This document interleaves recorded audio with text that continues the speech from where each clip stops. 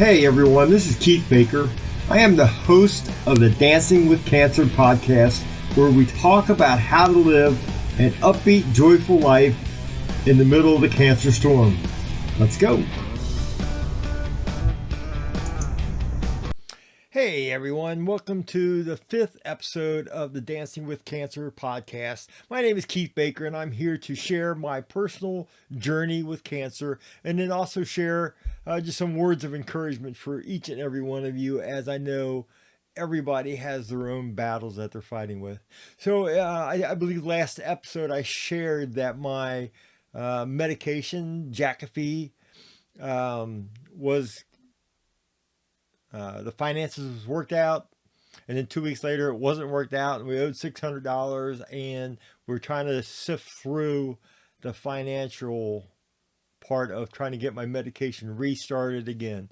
So just as an update, we have got the medication restarted again. So basically we had a long talk with our insurance representative, and our representative confirmed or assured us that I have a $2,000 out of pocket limit for the year. And so what that means is whether it's spent on office visits or medications or lab tests or whatever, at the end of the day, I am limited to $2,000 for the year expenses. And so even though to get that dose of medication I had to pay $600, and I probably will have to do the same thing with the next couple doses. Again, when I say doses, I mean my 2-week, 15-day doses. This medication can only be ordered every 15 days. So anyways, I've got my Jakafi. I've been using it again for almost a half week, and it's starting to make things better again. It was truly remarkable how quickly the Jakafi initially helped my symptoms. And then when I missed or wasn't taking it for a week, it quickly started drifting back to where the symptoms were becoming more pronounced again. And now that I'm back on the Jakafi for not quite a week yet, already I'm seeing the better symptoms, or the symptoms being taken care of by the Jakafi. So that's very, very good, very, very encouraging. And so that's where we're at in regard to the medication. So at this point, we're good. We're taking our medicine again. We got the medicine that's being recommended. We're using it. It's a little challenging in that, again, the insurance has assured me that it will only be $2,000 for the max for the year. But the problem is it'll probably be $2,000 this month, kind of thing. And so that kind of just puts a little bit of a squeeze to us. Like most of you, we got enough to live on, and we're completely content and happy with what we have. But the reality is we don't have a lot of extra laying around. And when you start throwing $600 out every 2 weeks, it puts the squeeze on us just a little bit. Now, we're all good. Don't panic. We're good. But I'm just being real. It is what it is. And again, like most of you, we have our bills, and we've budgeted for our bills, and we make enough for our bills, and everything is good to go. But there's just not a whole lot of extra there laying around to throw around. And so we're good to go. But I do want to say a real quick thank you for everyone out there that, again, sent words of encouragement and or prayers for that situation as we shared it last week. So far, so good in that regard. Hey, the other topic that I wanted to address today, I'm actually really excited to share my thoughts on this topic, although at a glance or on the surface, it may seem like a very awkward topic. And that is the fact that I have myelofibrosis, which is a terminal cancer, and that the elephant in the room, if you want to use that terminology, is the fact that what if I die? What if this cancer kills me? It can, it could, and it may. And so the question becomes then, how do you go through life knowing that? And does it change what you do day by day? And are you afraid or do you fear death? I think this topic is hard for a lot of people because they view death as the end of life, where from my viewpoint, it's actually the beginning, not the end. It's the beginning of true life. I believe that we were created by God as eternal beings. And although I'm in this body currently, it is temporary. Scripture says to live is Christ, to die is gain. And I know most people, when they first hear that verse, it's like, what does that even mean?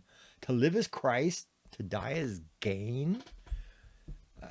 And so for me, this verse means simple, that whether we live, for believers in Jesus Christ, whether we live or die, we win.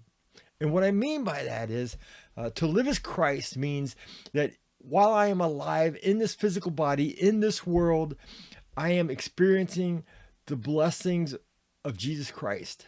To live as Christ. So, for example, because God's Spirit is living in me, I am experiencing the fruits of the Spirit: love, joy, peace, patience, kindness, those things that we talked about earlier, right?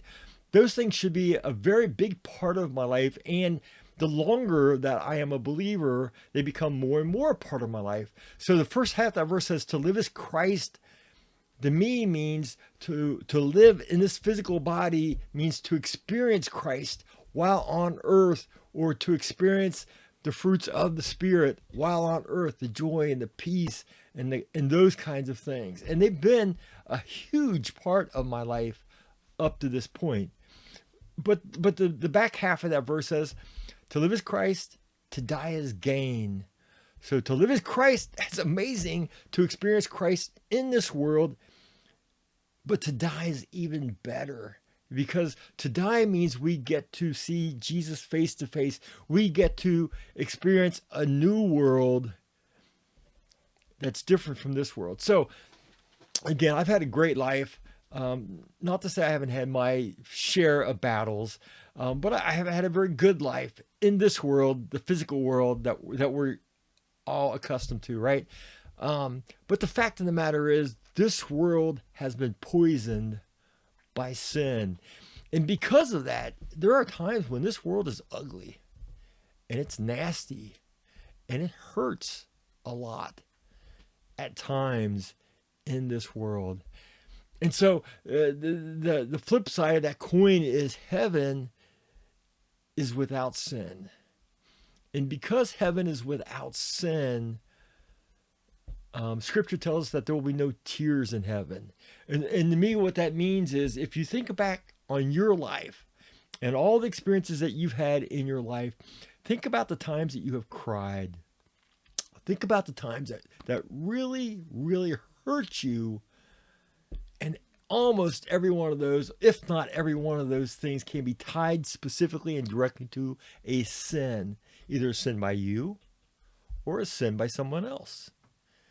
Sin has corrupted this world and everything in this world. And as long as we are in this world, we are impacted by sin in some form or fashion.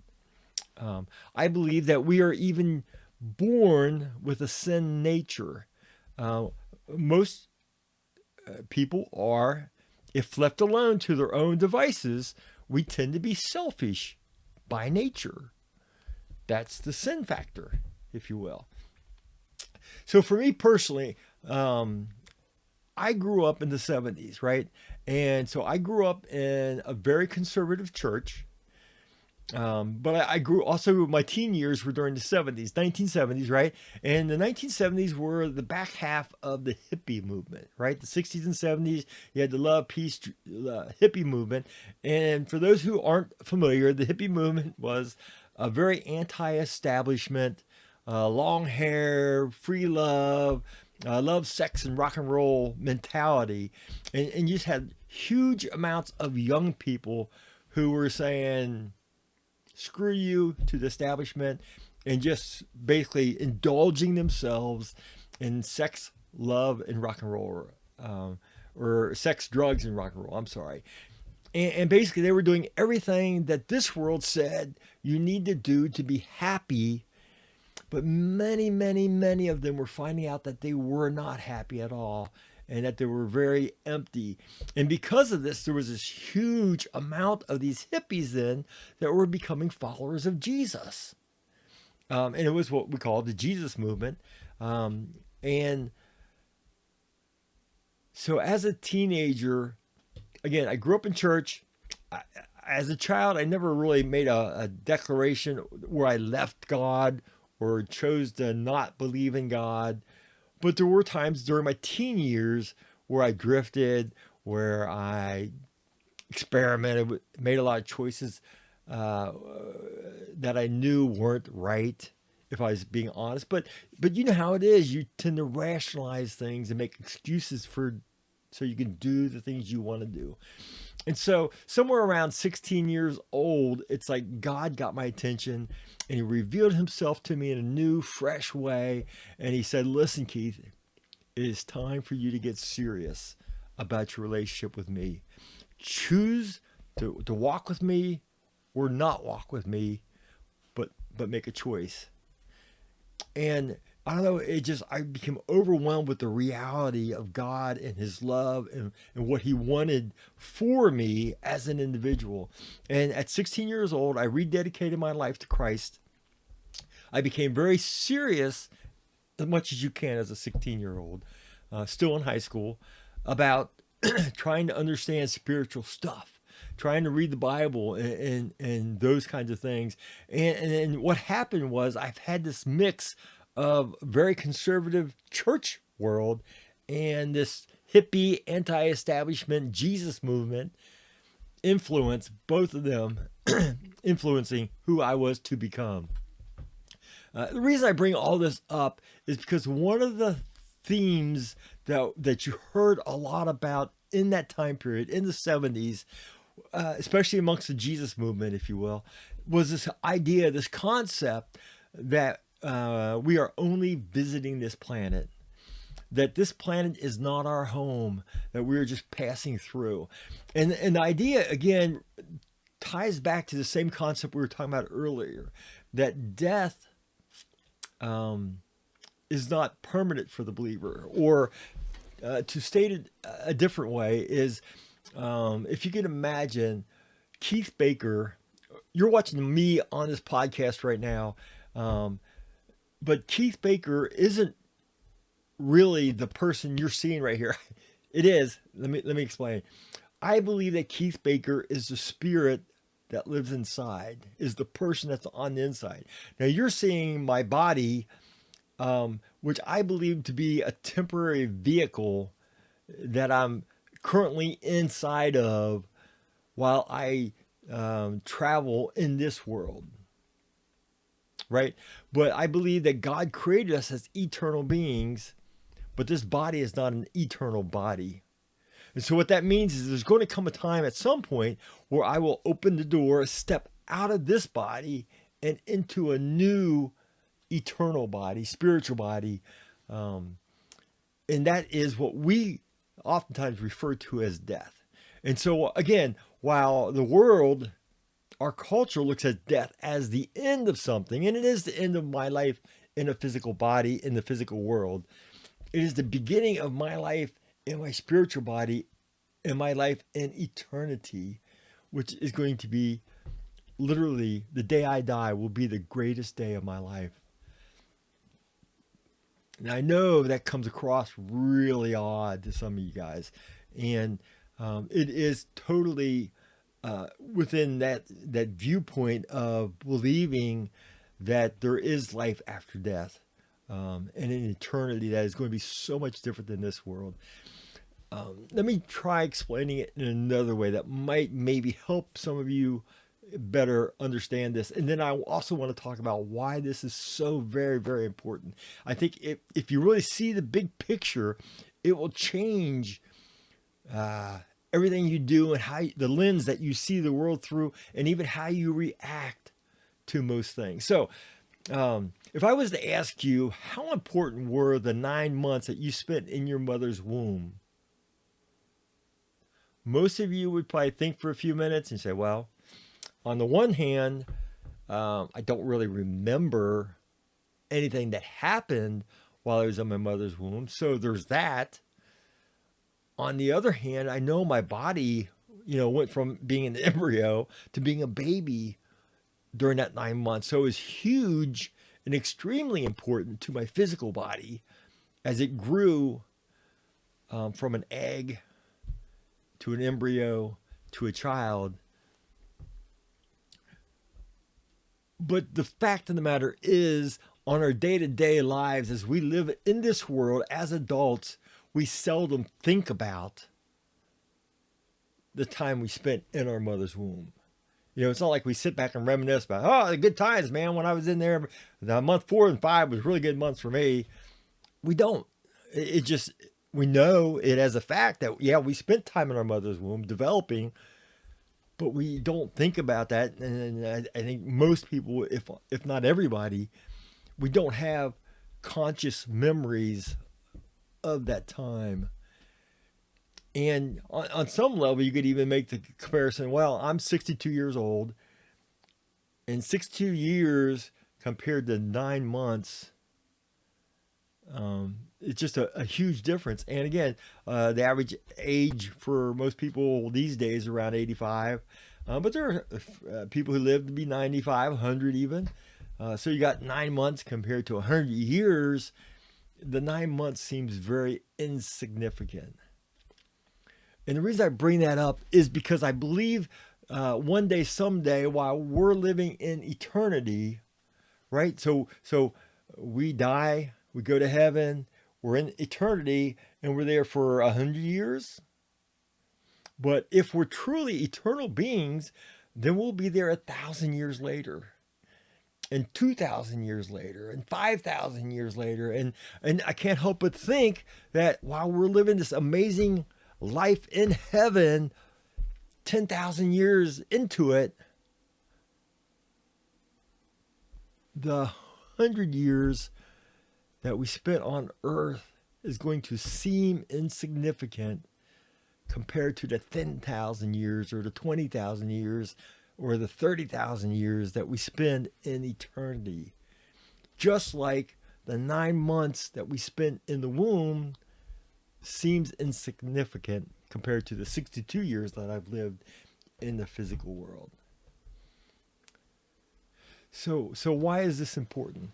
For me, it changed the way I viewed everything in this world and in this life. Because what happened was it created the scenario where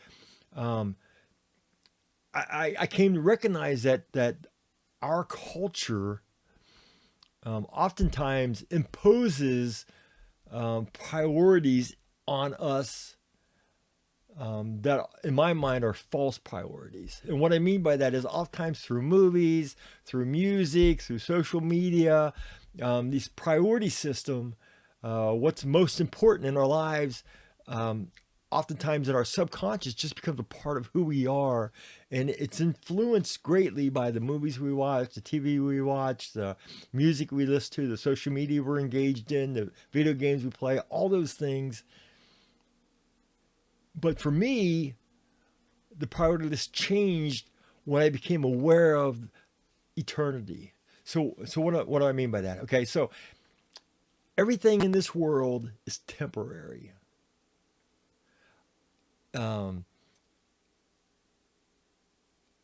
We bought a house when we had kids, right? We needed a place for the kids to sleep and eat and grow up and be safe. And so we bought a house. It had an important function. We bought a car to get to work and go to the hospital and go to the store, and we buy food. So a lot of the things that this world says is important, but it's not as important as oftentimes we think it is.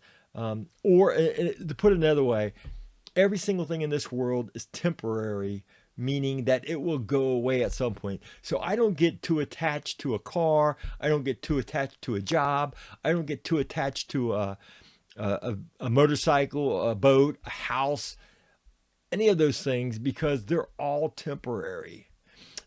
Matter of fact, the only thing that's not temporary in this world is people.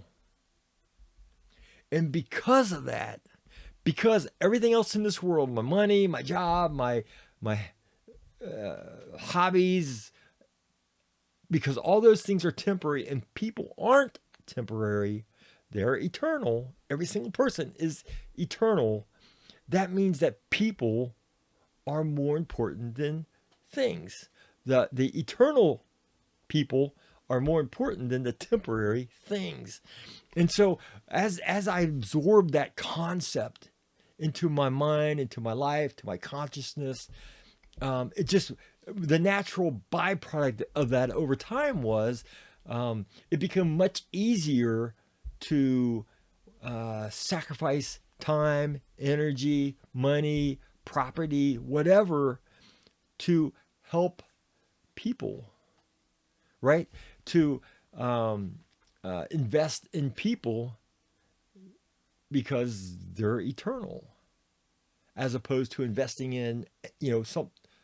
Let me put it this way. There's an old quote that says, "He is no fool who gives up what he cannot keep in order to keep that which he cannot lose." I don't think that's exactly right. The simple point is, we don't want to hold on to things that we cannot keep.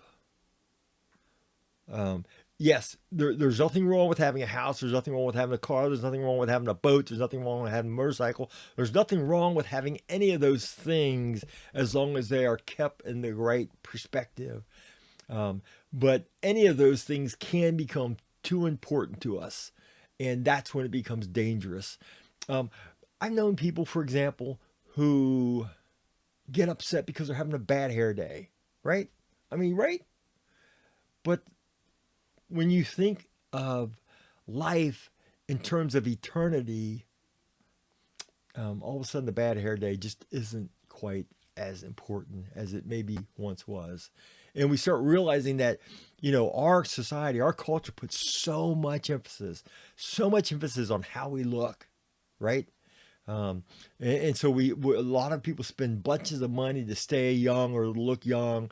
They got treatments and ointments and all these kind of things. And again, I'm not being critical of anybody for spending money that they earned on whatever they want to spend money on. I'm just saying that I fear that there are a lot of people who have insecurities over things that don't matter, over the way they look, if they're having a bad hair day, if they have a blemish here, or they don't look as attractive as they once did. I'm 62 years old. I don't look the same way as I did.